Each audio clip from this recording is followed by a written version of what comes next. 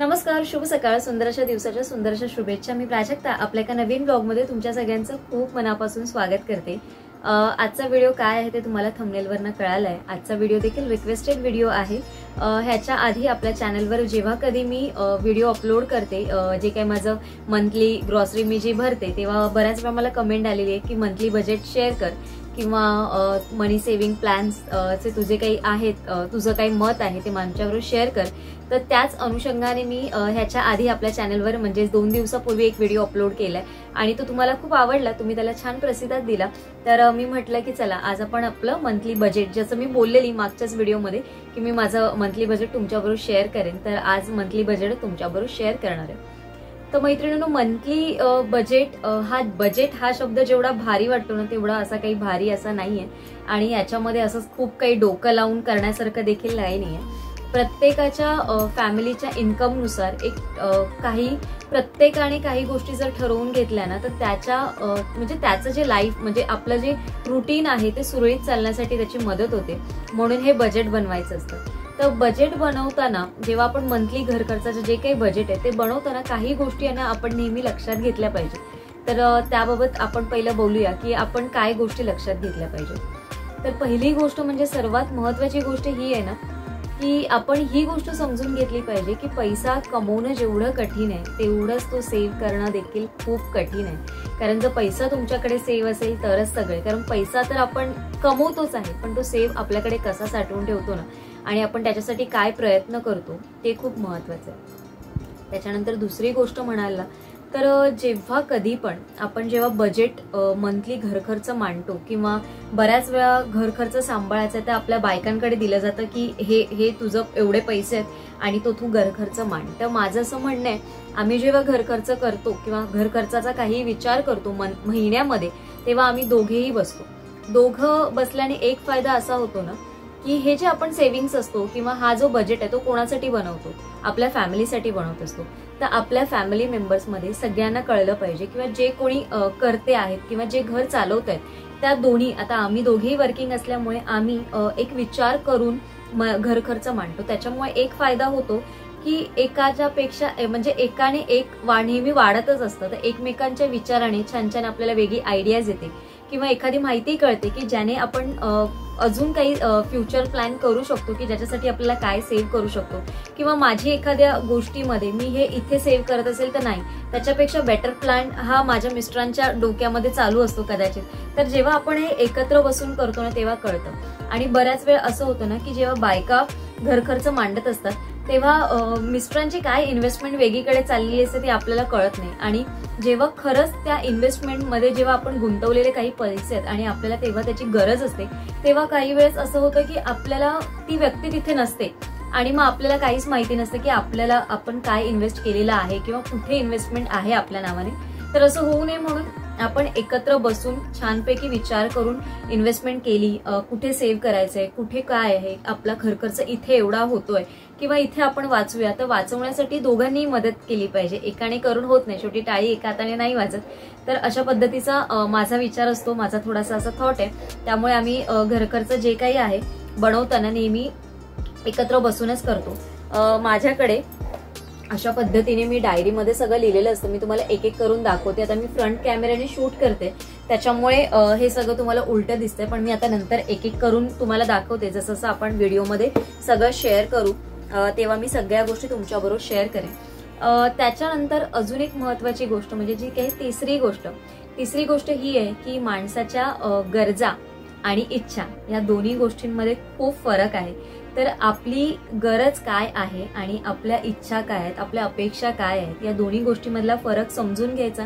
जी गरज आहे ती पहिली भागवली जाणं खूप गरजेचं आहे, कारण त्या नीड्स ज्या असतात आपल्या बेसिक्स नीड्स या कम्प्लीट होणं खूप गरजेचं आहे. आणि इच्छा काय ज्या आपण आता नाही तर नंतर देखील कम्प्लीट करू शकतो जशी परिस्थिती असेल तशा पद्धतीने.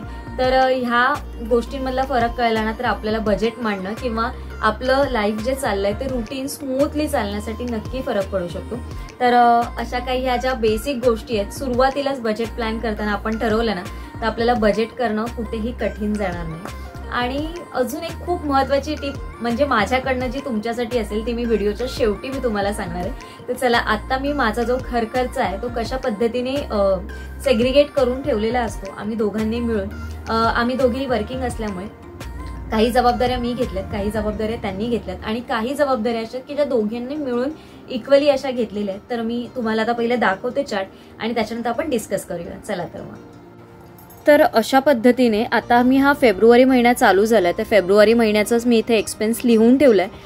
त्याच्यामध्ये मी डेली एक्सपेन्स, मंथली एक्सपेन्स आणि सेव्हिंग्स असे तिन्ही कॉलम लिहिलेले असतात आणि याच्यामध्ये आम्ही डिस्कस करूनच लिहितो की कुठली गोष्ट आपल्याला करायची आहे का काही ॲडिशनल ह्या महिन्यात, किंवा माझ्याकडनं किंवा माझ्या मिस्टरांना दोघांकडनं काही एखादी ॲडिशनल गोष्ट काही ॲड होणार आहे का हे विचारात घेऊनच मगच आम्ही हा जमा खर्च मांडतो. तर इथे ज्या काही बेसिक्स गोष्टी असतात म्हणजे ज्या फिक्स गोष्टी काही आहेत आपल्या, जसं लाईट बिल आहे, मेंटेनन्स आहे, गॅस सिलेंडर आहे, किराणा सामान आहे, इंटरनेट रिचार्ज आहे, मोबाईल रिचार्ज, केबल, ऑफिसचं ट्रॅव्हलिंग आलं किंवा पेट्रोल आणि इतर खर्च. त्याच्या व्यतिरिक्त आहे दूध, भाजी, फळं, कांदे, बटाटे, लसूण, जे आपलं व्हेज, नॉन व्हेज फूड जे काही असेल ते. आणि सेव्हिंग्समध्ये म्हणाल तर RD आहे, त्याच्यानंतर LICs आहे, काही सेव्हिंग्स अकाउंटच्या स्कीम्स आहेत किंवा LIC आहे, SIP आहे किंवा शॉर्ट EMI किती आहेत. तर या पद्धतीचं मी हे सगळं लिहून ठेवलेलं आहे आणि मी आता तुम्हाला एक एक करून त्या सगळ्या गोष्टी सांगते. तर मी चार्ट तुम्हाला दाखवला, पण चार्टमध्ये ना लाईट्समुळे थोडंसं मी बघितलं तर थोडंसं अमाऊंट एकदम क्लिअर दिसत नव्हते किंवा वर्ड जे होते ते प्रॉपर दिसत नव्हते. तर आता जसं मी एक्सप्लेन करेन तसं तसं तुम्हाला इथे मी साईडला पिक्चर दाखवेन म्हणजे तुम्हाला नीट क्लिअर कट कळेल आणि तुम्हाला देखील आयडिया येईल. तर आपण मंथली एक्सपेन्स पहिले बघूया. मंथली एक्सपेन्समध्ये जे काही बेसिक्स ठरलेले आहेत ते मी सांगते. तर पहिलं आहे माझं लाईट बिल. लाईट बिल आता थंडी आहे, जास्त फॅनची वगैरे गरज लागत नाही, एसीची लागत नाही. फक्त आमच्याकडे लॅपटॉप दिवसभर चालू असतो म्हणजे मिस्टरांचं वर्क फ्रॉम होम असतं, त्याच्यामुळे सकाळी एक 9-10 वाजता जो लागतो तो संध्याकाळी 8-9 वाजता वगैरे लॅपटॉप बंद होत असेल कारण तो असतो. आणि बाकीच्या जे काही फ्रीज, वॉशिंग मशीन वगैरे ते सगळं असतंच. त्याच्यामुळे आता सध्या 650 ते 700 रुपये येतं. उन्हाळ्यात हेच बिल थोडं 1200 पर्यंत येतं आणि ते आपल्याला कसं कंट्रोलमध्ये आणायचं हे आपल्यावरती आहे. म्हणजे तिथे आपण किती सेव्हिंग करायला पाहिजे आणि किती नाही हे देखील आपल्याच हातात असतं. मेंटेनन्स जातो आमचा 720 रुपये आहे मेंटेनन्स. मग तो राऊंड फिगरमध्ये 700 किंवा मग 800 जसं असेल तसं आपण तो तिथे लिहू शकतो. त्याच्यानंतर गॅस सिलेंडर आहे आमच्याकडे. सिलेंडरची गॅससाठी पाईपलाईन नाही आहे, त्याच्यामुळे 1000 रुपये गॅस सिलेंडरसाठी पकडले जातात. 1000 रुपये मला एक गॅस सिलेंडर एक 2.5 ते 3 महिने येतो आरामात. आता थंडी आहे तर कधी एखाद्या वेळेस पाणी वगैरे गरम केलं जातं किंवा एक्स्ट्राचं काही केलं जातं तर त्याच्यामुळे तो कधी आता मी दसऱ्याला लावलेला आय थिंक. दसऱ्याच्या नंतर मग मी आत्ता लावला म्हणजे ऑलमोस्ट 3 महिने मला गेला. 3 महिन्यानंतर मला हा एक्सपेन्स आला 3000चा. म्हणजे महिन्याला तुम्ही पकडाल तर 300-350 रुपये आपल्याला गॅस सिलेंडरचा खर्च येतो. म्हणजे जेवढं मीटरने येत असेल तेवढाच येत असेल रीडिंग. त्याच्यानंतर किराणा सामान. आता फेब्रुवारी महिन्यामध्ये मला किराणा सामान भरायचंय तर मी त्याच्यासाठी 5000 रुपये लिहिले. तर तुम्ही म्हणाल 5000 रुपये का? तर जसं मी म्हटलं की आमच्याकडे जवळपास आजूबाजूला डीमार्ट नाहीये, त्याच्यामुळे 6 महिन्यातून, 3 महिन्यातून, 4 महिन्यातून जसं मला जमेल तसं मी डीमार्टला जाते. आणि डीमार्टमध्ये जे बल्कचे प्रोडक्ट्स असतात म्हणजे किंवा जे आपले डिटर्जंट म्हणा किंवा हँडवॉश म्हणा किंवा सोप म्हणा हे बाहेर घेणं खूप महाग पडतं आणि डीमार्टमध्ये बऱ्यापैकी ऑफर असते. तर अशाच वस्तू मी 3 महिने किंवा 4 महिने मला पुरतील तर असे एक्स्ट्राचे घेऊन येते. त्याच्यासाठी 5000चा तो खर्च आहे किराणा सामानाचा, नाहीतर एवढा खर्च मला होत नाही. इतर महिन्यात मग मला 2-2.5 हजारामध्ये इनफ होऊन जातं कारण तो फक्त एकाच महिन्यामध्ये 3 ते 4 महिने किंवा 6 महिन्याने मॅक्स टू मॅक्स तो 5000चा खर्च होतो. बाकी इतर वेळेस 2-2.5 हजारामध्ये होतो. त्याच्यामध्ये तुमच्या डाळी आल्या, कडधान्य आलं. मी बऱ्याच वेळा मी जसं म्हणते की कडधान्य देखील मी जास्तची भरत नाही कारण भाज्या आणि कडधान्य असं दोन्हीचं समतोल ठेवून मी भरते. डाळ पण मी जास्त भरत नाही कारण डाळीला मी ऑप्शन माझ्या जेवणामध्ये टमॅटोचं सार आहे, कधी भेंड्याचं सार आहे, आंब्याचं सार आहे किंवा कधी कढी किंवा अजून काही जे ऑप्शन्स असतात, कधी एखाद्या वेळेस फक्त पुलाव, असं जर आपण काही मॅनेज केलं तर ते देखील आपण बॅलन्स करू शकतो जेवणामध्ये आणि जेवणामध्ये पण छान छान व्हरायटी मिळेल. नेहमीची डाळ खाल्ली जाणार नाही म्हणून माझं ते सगळं मॅनेज होतं त्याच्यामध्ये. त्याच्यानंतर इंटरनेटचा रिचार्ज आमच्याकडे लागतो कारण वर्क फ्रॉम होम असल्यामुळे ऑफिसचं काम सगळं असतं, त्याच्यामुळे 430 रुपये महिन्याचा इंटरनेटचा चार्ज आहे आम्हाला, तो भरावाच लागतो. मोबाईल रिचार्ज 666चा जर आपण रिचार्ज केला महिन्यातून 3 महिन्यातून एकदाचा केला तरी दोघांचा मिळून मग महिन्याला आपल्याला आपण एक 200 रुपये पकडा, म्हणजे एक ईच 200 रुपये असं मिळून दोघांचे मिळून 400 रुपये असं महिन्याला 400 रुपयाचा आपल्याला खर्च असतो. त्याच्यानंतर केबल आहे. केबल आमच्याकडे असते. मिस्टरांना बातम्या बघायला खूप आवडतात, न्यूज वगैरे बघायला, आणि मी देखील कधीतरी बघते टीव्ही वगैरे संध्याकाळची, त्याच्यामुळे आम्ही ते करतो. आणि आमच्याकडे केबलचे 450 आहे. आम्ही डिश टीव्ही वगैरे काही जे येतात ते सगळं नाही घेतलेलं आहे. केबलच आहे सुरुवातीपासून, म्हणून केबलच आहे, तर त्याचा खर्च 450 आहे. ऑफिसचा ट्रॅव्हलिंगचा खर्च माझा असतो, म्हणजे ट्रेनचा पास आहे. ट्रेनचा पास माझा जास्त नाही, 250 रुपये आहे पास. पण बऱ्याच वेळा कधी उशीर झाला तर इथून टॅक्सी करा किंवा जिथून मी उतरते तिथून रिक्षा करा, तर अशा याच्यात ट्रॅव्हलिंगचा खर्च थोडाफार होतो. आणि कधी वेळेस सकाळी ऑफिसला जाताना उशीर झाला, घरातून निघताना उशीर झाला, कधी काही खाण्यासाठी नसेल तर बाहेरून काही खाल्लं घेणं वगैरे होतं, तर अशा वेळेस ऑफिस ट्रॅव्हलिंगसाठी म्हणून मग 1000 रुपये वेगळे ठेवलेलेच असतात. त्याच्यानंतर आहे पेट्रोल. तर पेट्रोलचं एक्सपेन्स म्हणाल ना तर मिस्टरांना जावं लागतं कधीतरी ऑफिसला, म्हणजे आठवड्यातून 2 दिवस किंवा 1 दिवस असं ते ऑफिसला जातात, तर ते अशा वेळेस एकदाच जातात, त्याच्यामुळे मग ते पेट्रोलचाच वापर करतात. आणि बऱ्याच वेळा आम्ही देखील मार्केटमध्ये जातो किंवा बाहेर कुठे जाणं असेल तर आम्ही बाईकचाच वापर करतो, कारण ट्रॅव्हलिंगमध्ये जो खर्च होतो आणि ट्रॅफिकमध्ये जो वेळ जातो त्याच्यापासून वाचण्यासाठी बाईक आम्हाला खूप इझी पडते, कन्व्हिनियंट होतं ट्रॅव्हलिंग, म्हणून मग आम्ही पेट्रोलमध्येच एक्सपेन्स म्हणजे जो काय पेट्रोलवरतीच खर्च करतो तो एक 2000 रुपये लिहून ठेवतो आम्ही. त्याच्या व्यतिरिक्त आपण बाकीचं जे डेली एक्सपेन्स म्हणाल तर हे आपलं सगळं होतं मंथली एक्सपेन्स, जे फिक्स असतात ठरलेले, आणि त्याच्या व्यतिरिक्त असतात जे डेली एक्सपेन्स. तर डेली एक्सपेन्स मध्ये मी लिहून ठेवले दूध आहे. तर दूध आम्हाला ऑल्टरनेट डे अर्धा लिटर किंवा नाहीच तर मग 3 दिवस चालतं अर्धा लिटर, पण शक्यतो 2 दिवसामध्ये अर्धा लिटर संपून जातं दूध. तर त्याच्यामध्ये बऱ्याच वेळा असं होतं ना की गुरुवारचं मला नाश्ता म्हणजे कधीतरी गोड पदार्थ बनवते, खीर बनवते किंवा अजून शिरा बनवते, तर त्याच्या वेळेस थोडं एक्स्ट्रा होतं. पण तरी तसं जरी पकडलं तरी एक 750-800 रुपये किंवा जास्तीत जास्त 900 रुपये दुधाचे होतात. भाज्या म्हणा तर मला ऑफिससाठी भाज्या लागतात, टिफिनसाठी लागतात. सकाळी पाव किलो भाजी, संध्याकाळी पाव किलो भाजी म्हटलं तरी दिवसाचे 50 ते 60 रुपये असा ऍव्हरेज पकडून आपण चालू. ते 50 ते 60 रुपयाचा ऍव्हरेज जरी पकडला तरी मी तो 15 दिवसांचाच पकडते, कारण दररोज काही आपण भाजीच नेत नाही. मी एखाद्या वेळेस भाजी आपण ज्या व्हेज भाज्या असतात, व्हेजिटेबल्स असतात त्या नेते 3 दिवस. एखाद्या वेळेस कडधान्य असतं, एखाद्या वेळेस राईस वगैरे असतो, किंवा एखाद्या वेळेस काहीतरी अजून काहीतरी वेगळं बनवण्याचा प्रयत्न असतो. अशा पद्धतीने मी भाज्यांचा चार्ट मेंटेन करते. माझं टाइम टेबल म्हणजे मी बनवूनच ठेवते, त्याच्यामुळे मला हे सगळं बॅलन्स करण्यासाठी खूप मदत होते. त्याच्यामुळे भाज्या पण कसं आहे, भाज्या जशा पोटात जातात तसं कडधान्य देखील पोटात जाणं खूप गरजेचं आहे. सगळ्याचा बॅलन्स करूनच आपण सगळं केलं पाहिजे. त्याच्यामुळे 15 दिवसाचंच मी बजेट फक्त पकडते भाज्यांचा. 700-750 रुपयामध्ये होऊन जातं. त्याच्यानंतर फळं मला स्वतःला पर्सनली खूप आवडतात फळं खायला. फळं, दही आणि वेगवेगळी फळं तर मला खूप आवडतात खायला. तर फळांवर मी खर्च करते माझ्यासाठी. काही गोष्टींमध्ये खर्च करणं स्वतःसाठी खूप गरजेचं असतं, तर त्याच्यामधली फळं खूप म्हणजे मला खूपच आवडतात फळं खायला.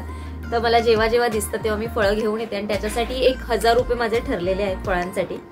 त्याच्यानंतर म्हणाल जे आपल्याला नेहमी लागतं, कांदे, बटाटे आणि लसूण. तर कांदे, बटाटे, लसूण याच्यासाठी 300 रुपये भरपूर होतात. फक्त लसूणच महाग आहेत, ना तर कांदे बटाटे स्वस्त आहेत आपल्याला.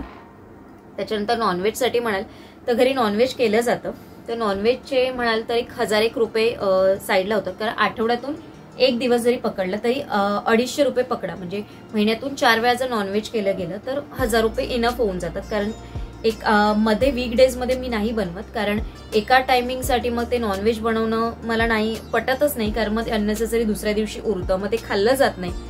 म्हणून मग आम्ही शक्यतो रविवारीच बनवतो नॉनव्हेज. मग असे 4 रविवार जर पकडले तरी 4ही रविवार पण होत नाही, कधीतरी 2च रविवार होतं. तर अशा वेळेस 1000 रुपये नॉनव्हेजचे पकडले जातात. तर ह्या सगळ्या झाल्या मंथली एक्सपेन्स आणि आपलं आहे जे डेली एक्सपेन्स. तर हे सगळं बघितल्यानंतर आपण सेव्हिंग किती करतो हे बघूया आपण आता. तर सेव्हिंग मध्ये जसं मी म्हटलंय की माझी एक आरडी आहे की जी माझ्या मेडिक्लेम पॉलिसीसाठी, फ्लोटर पॉलिसी आहे आमची, आणि त्या फ्लोटर पॉलिसीसाठी कशी इन्व्हेस्ट करायला पाहिजे. कारण बऱ्याच वेळा आपल्याला ते एकदम पैसे भरणं खूप जड जातं, आणि त्यावेळेस आपल्याकडे जरी असतील तरी असं वाटतं की अरे बापरे, मला आता एवढे पैसे भरायचे म्हणजे माझी सगळी सेव्हिंग जाते असं वाटतं आपल्याला. तर तसं होऊ नये म्हणून दर महिन्याला माझी 1500 रुपयाची RD जाते, जी मी ते लिहून ठेवली. 1500 रुपयाची RD 12 महिन्यासाठी 18,000 होते. माझी 17,000 रुपयाचा मेडिक्लेमचा हप्ता असतो, तर त्याच्यामुळे 18,000चा तो हप्ता मला मिळतो, म्हणजे ज्यावेळेस RD मॅच्युअर होते तेव्हा. त्याच्यानंतर दुसरी RD माझी आहे ती पोस्ट ऑफिसमध्ये आहे. तर पोस्ट ऑफिसमध्ये माझ्या आणि मिस्टरांच्या नावावर अशी, माझ्या नावावर 300 रुपयाची आणि त्यांच्या नावावर 200 रुपयाची अशी 5 वर्षासाठी लॉक पिरियडची RD केलेली आहे. तर ते 500 रुपये जातात महिन्याला, म्हणजे ते 5 वर्षासाठी फिक्समध्ये जातात, ते आपण काही करू नाही शकत त्याला. तर त्याच्यानंतर अजून एक ऑप्शन आहे, तो म्हणजे पोस्ट ऑफिस. पोस्ट ऑफिसमध्ये कसं आहे ना, त्यांचं आहे ना ऑनलाईनला काही अवेलेबल नाही आहे, जे काही आहे ते ऑफलाईनमध्ये. तुम्हाला पैसे काढायचे असतील तरी देखील किंवा पैसे भरायचे असतील तरी तिथेच जावं लागेल. आत्ता त्यांचं ATM कार्ड निघालेत, मग तुम्हाला पाहिजे तर तुम्ही ATM कार्ड घेऊ शकता किंवा नाही. चेक्स पण त्यांचे आता निघालेत, पण शक्यतो तुम्हाला डिपॉझिट वगैरे काही करायचं असेल तर बँकेतच जावं लागतं. आणि आम्ही काय केलंय ना, असं एक पोस्टाचं सेव्हिंग अकाउंट उघडलेलं आहे की जे दोघांच्या नावावर आहे. आणि त्याच्यावरती आहे ना, आम्ही त्याचं ना ATM कार्ड घेतलेलं आहे ना, त्याचं चेकबुक घेतलेलं आहे. फक्त त्याचं पासबुक आहे आणि दोघांच्याही सॅलरीमधनं 2,000 म्हणजे माझे 2,000 आणि त्यांचे 2,000 असं आम्ही दोघांच्या सॅलरी, म्हणजे एकाने 4,000 द्यायचं असं नाही, त्यांचे 2,000 आणि माझे 2,000 असं मिळून आम्ही 4,000 त्या अकाउंटमध्ये दर महिन्याला भरतो. म्हणजे जे जेणेकरून ते लॉक होऊन जातील, म्हणजे जेव्हा आपल्याला पाहिजे तेव्हा एमर्जन्सी ज्यावेळेस आपण ATM मधनं काढू पण नाही शकत, अगदीच जेव्हा आपल्याला खूपच एमर्जन्सी आहे तेव्हा आपल्याला तिथेच जाऊन काढावे लागणार आहेत, असे आपण काढूच शकत नाही. तर ते एक आम्ही करून घेतलेलं आहे. त्याच्यानंतर तुम्ही म्हणाल ना, पोस्ट ऑफिसची एक इन्शुरन्स पॉलिसी आहे की ज्याच्यामध्ये आम्ही 480 रुपीज भरतो, मिस्टरांच्या नावावर काढलेली आहे ती. आणि ती एक 16 वर्षाची पॉलिसी आहे, ज्याच्यामध्ये 10 वर्षापर्यंत भरायचंय आणि 16व्या वर्षी आपल्याला त्याची मॅच्युरिटी आहे. तर ते एक छोटंसं इन्व्हेस्टमेंट आम्ही केलेली आहे. पोस्ट ऑफिसची स्कीम होती, आवडली. आणि पोस्ट ऑफिसमध्ये पैसे नेहमी भरणं सेफच असतं त्याच्यामुळे.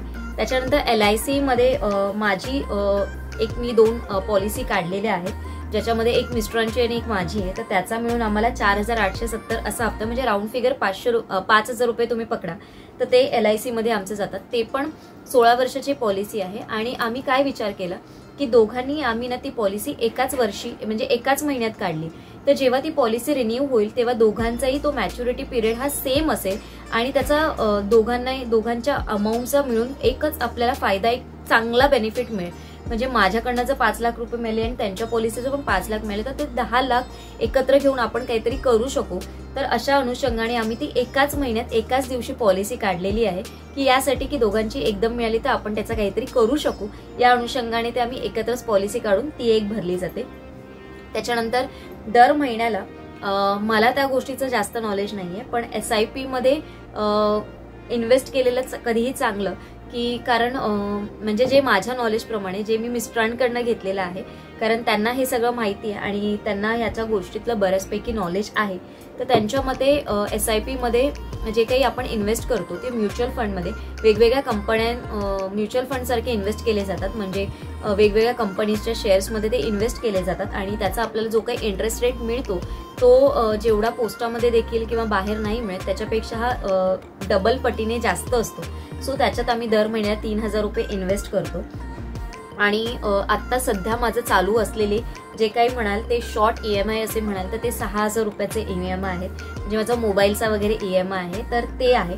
आणि या सगळ्याचा जो एक्सपेंडिचर आपण म्हणाल तर मी किती म्हणजे खर्च करते, किती सेव्हिंग करते, तर ह्या महिन्यात जर तुम्ही म्हणाल तर सेव्हिंग मध्ये माझं सगळ्याचं म्हणजे RD 1,500 म्हणा, त्याच्यानंतर सेव्हिंग आली माझे पोस्ट ऑफिसचं RDचं 500 रुपये, त्याच्यानंतर आम्ही सेव्हिंग अकाउंटमध्ये 4,000 रुपये टाकतो ते, पोस्ट ऑफिसमध्ये 480 रुपये जातात ते, त्याच्यानंतर माझी LIC जाते 4,870 म्हणजे 5,000 रुपये, त्याच्यानंतर SIP आहे 3,000, हे सगळं मिळून जवळपास 14,350 म्हणजे एक 15,000 रुपये आम्ही राऊंड फिगर पकडली सेव्हिंग मध्ये. म्हणजे ह्या सगळ्याची सेव्हिंग 15,000 पर्यंत सेव्हिंग आहे जी आपल्याला फ्युचरमध्ये उपयोगाची पडणार आहे. EMI मी ह्याच्यामध्ये एक्सपेन्समध्ये पकडणार आहे, कारण हे जे शॉर्ट EMI आहेत ते एक्सपेन्समध्येच आपल्याला पकडायला लागणार आहे. तर एक्सपेन्स माझा तर तुम्ही पूर्ण बघाल ना तर 16,500 रुपये हा फेब्रुवारी महिन्याचा मी एक एस्टिमेट लिहून ठेवलेला आहे की ज्याच्यामध्ये काही प्लस मायनस असं होऊ शकतो. आता हा 16,500 तुम्ही म्हणाल की तुम्ही 2 माणसात आणि एवढा एक्सपेन्स आहे, तर हा दर महिन्याचा नसतो. तर याच्यामध्ये माझा जो गॅस सिलेंडरचा खर्च आहे तो मायनस होणार आहे. आता मला फेब्रुवारीमध्ये जो 1000 आलाय तो मार्च एप्रिलमध्ये नसणार आहे, तो डायरेक्ट मला येणार आहे मे मध्ये येईल किंवा मेच्या सुरुवातीला येईल किंवा मेच्या एंडला येईल. तर तिथे माझे 1000 म्हणजे ते 2 महिने माझे 1000 रुपये वाचणार आहेत. त्याच्यानंतर म्हणाल किराणा सामान, ते किराणा सामानामध्ये मी इथे 5000 लिहिलेत, पण ते आता 5000ची गरज मला आता नाही आहे पुढच्या महिन्यात, कारण मी आताच 5000 रुपयाचं सामान भरणार आहे. तर पुढच्या महिन्यात माझे 2-2.5 हजारापर्यंत सामान भरलं जाईल. ते एक 2-2.5 हजार रुपये माझे तिथे देखील वाचले जाणार आहे. तर एक 3.5 हजारापर्यंत त्याची होणार आहे. त्याच्या व्यतिरिक्त जर तुम्ही म्हणाल ऑफिस ट्रॅव्हलिंग म्हणाल किंवा पेट्रोल, या दोन्ही गोष्टींमध्ये एक 501 रुपये आपण वाचवू शकतो. म्हणजे मी तरी वाचवण्याचा प्रयत्न करते आणि ते जे 500 रुपये असतात ना, ते माझ्या गल्ला असतो ना तिथे ठेवते नेहमी. त्याच्यामध्ये एक्स्ट्राचे पैसे मी नेहमी टाकते. जे ऑफिस ट्रॅव्हलिंग आणि जे पेट्रोलचे उरतात ते आम्ही त्याच्यातच टाकतो नेहमी. त्याच्यानंतर ह्या सगळ्यामध्ये पण जे काही आहे दूध, भाजी, फळं, कांदे, बटाटे, व्हेज नॉनव्हेजमध्ये म्हणजे नॉनव्हेजचा जो ऑप्शन असतो त्याच्यामध्ये नाही वाचत, कारण आपण अंडी वगैरे देखील खातो, तर त्याच्यामध्ये नाही वाचत. फळे, भाजी ह्याच्यामध्ये जर काही वाचलं तर ते देखील आपल्या ह्या बजेटमध्येच ऍडजस्ट होऊन जातं आणि त्याच्यामध्ये ऍडजस्ट होतं. आणि मग तिथे जवळपास एक 3-3.5-4 हजार रुपयाची पुढच्या महिन्यामध्ये माझं बजेट कमी येतं. म्हणजे ह्या महिन्यात जरी वाढलं असतं तरी पुढच्या 2 महिन्यामध्ये 3.5-4 हजार रुपये मला बजेट कमी पडतो. म्हणजे एक 12 हजारापर्यंत माझं मंथली जे काही एक्सपेंडिचर होत असतो. तर अशा पद्धतीने हा सगळा खर्च असतो. आता तुम्ही म्हणाल की मग तू बाकीचा खर्च कसा मॅनेज करते, तर बाकीच्या खर्चामध्ये आलं की तुमचं काही पर्सनल एक्सपेन्स असतील किंवा अजून तुम्हाला कुठे बाहेर जायचं असेल, कुठे ट्रॅव्हलिंग करायचं असेल, तर अशा पद्धतीने किंवा तुम्ही कुठे हॉटेलमध्ये गेला तर तुम्ही काय करता. तर यासाठी मी कुठले पैसे वापरते, तर यासाठी जे काही पैसे ते मी माझेच वापरते. मिस्टरांकडनं हा खर्च नाही केला जात. त्यांच्या ज्या काही आहेत तर तो जो महिन्याचा खर्च असतो 12,500 तो त्यांच्याकडनं केला जातो आणि बाकीचा जो खर्च जो असतो म्हणजे जो सेव्हिंगचा जो पार्ट आहे, जे 2000 सोडून बाकी जो सगळा खर्च आहे तो मी मॅनेज करते. म्हणजे सेव्हिंगच्या गोष्टी मी माझ्या सॅलरीमधनं करते आणि एक्सपेंडिचरच्या गोष्टी आहेत ते मॅनेज करतात. आणि त्याच्या व्यतिरिक्त पण अशी एक गोष्ट आहे ना की जो काही गेस्ट आले किंवा आपल्याला अचानक असं वाटलं की आज मूड नाही, आज आपण बाहेर जाऊन खाऊ किंवा अजून कुठेतरी फिरायला जाऊ, तर अशा वेळेस जो एक्सपेन्स असतो तो मी करते. आणि तो मी कुठून करते, तर माझा जो होममेड बिझनेस आहे ज्याच्यामध्ये माझ्या ऑर्डर्स छोट्या छोट्या चालूच असतात. चॉकलेट्स आहेत, गिफ्ट हॅम्परच्या आहेत, अशा काही काही ऑर्डर्स माझ्या चालू असतात आणि त्याच्यामधनं जे काही मला इन्कम येतं ते मी इथे इन्व्हेस्ट करते. म्हणजे वेगळे एक्स्ट्राचे पैसे मला काढायला लागत नाही. तो सगळा खर्च मी या सगळ्यातून मॅनेज करत असते. तर या सगळ्यामध्ये अशा पद्धतीने मी माझं मंथली बजेट हे करते आणि ते आज मी तुमच्याबरोबर शेअर केले. तुम्हाला ते कसं वाटलं मला नक्की कमेंट करून सांगा. तुमचे काही सजेशन्स असेल ते देखील मला नक्की सांगा, म्हणजे मी मला अजून छान असं इम्प्रूव्ह करू शकेन. तर या सगळ्यामध्ये एक मी तुम्हाला टिप देणार होती, ती म्हणजे आहे ना की तुम्हाला जर पैसा कमवायचा असेल ना तर स्वतःला इम्प्रूव्ह करा. तुम्ही कुठे कमी पडताय किंवा तुमच्यामध्ये अजून काय छान क्वालिटी आहे. म्हणजे जर तुम्ही एखाद्या ठिकाणी जॉब करत असता तर तिथे तुम्ही अजून कसे उभरू म्हणजे अजून काय तुमच्यातली छान अशी क्वालिटी दाखवू शकता की तुमचं अजून तुम्ही तिथून जम्प करून अजून कुठल्या तरी चांगल्या ठिकाणी अजून चांगल्या पोझिशनवर जॉब करू शका. किंवा आता जसं मी होममेडचा कुकीजचा चॉकलेटचा बिझनेस करते, तर मी पहिलं केक करत होती, नंतर मी चॉकलेटवर जम्प केला, तर चॉकलेट्स नंतर मी कुकीज आणि गिफ्ट हॅम्परवर सगळं जम्प केलं, कुकीजवर जम्प केलं. त्याच्यानंतर मग मी वेगवेगळ्या पद्धतीचं नॉलेज जिथून मला जमा करता येईल तिथून मी जमा केलं. युट्यूब हे असं माध्यम आहे की जिथून बऱ्याचशा गोष्टी तुम्ही शिकू शकता आणि त्याच्यातनं तुम्हाला फायदा हा होणारच आहे. तर अशा पद्धतीने मी देखील काही मी क्लासेस केले, जसं मी केकचा क्लासेस केला, कुकीजसाठी मी क्लास केला आणि त्याच्यानंतर मी माझ्या आयडियाज वापरून हे सगळं इनोव्हेटिव्ह मला कशा पद्धतीने करता येईल असं छान करून ते प्रेझेंट करते आणि कस्टमर्सना ते आवडतं. माझे क्लायंट्स जे आहेत ते प्रत्येक वेळेस वेगवेगळं काहीतरी माझ्याकडनं म्हणजे ऑर्डर करत असतात. त्यांना देखील असं वेगवेगळं काहीतरी की हा काय वेगळं आहे ह्यावेळेस किंवा काही फ्लेवर्स नवीन आहेत का असं ते देखील विचारत असतात. आणि त्या पद्धतीने जर आपण काम केलं ना तर त्याचा फायदा आपल्यालाच होत असतो, आपल्याच इन्कम देखील वाढणार असतं. तर अशा पद्धतीने जर तुम्ही काही विचार करून केलं ना तर त्याचा फायदा तुम्हालाच आहे. तर स्वतःला अपग्रेड करत राहा, तेच करण्यापेक्षा त्याच्यातनं अजून तुमच्याकडे काही अजून काय छान शिकायला मिळतं याचा नेहमी प्रयत्न करा. तर असं काहीसं माझं हे बजेट होतं आणि असे काहीसे माझे विचार होते. आय होप तुम्हाला आजचा व्हिडिओ आवडला असेल. जी माहिती जी होती माझ्या बजेटबद्दलची ती मी सगळी माहिती तुमच्याबरोबर शेअर केली. तुमचे काही सजेशन्स असतील तर सांगायला विसरू नका. तुमची प्रत्येक कमेंट ही माझ्यासाठी एक नवीन एनर्जी घेऊन येत असते. सो लवकरच भेटू माझ्यासाठी एका नवीन व्हिडिओ सोबत. तोपर्यंत सगळ्यांना Shri Swami Samarth. Bye bye and take care.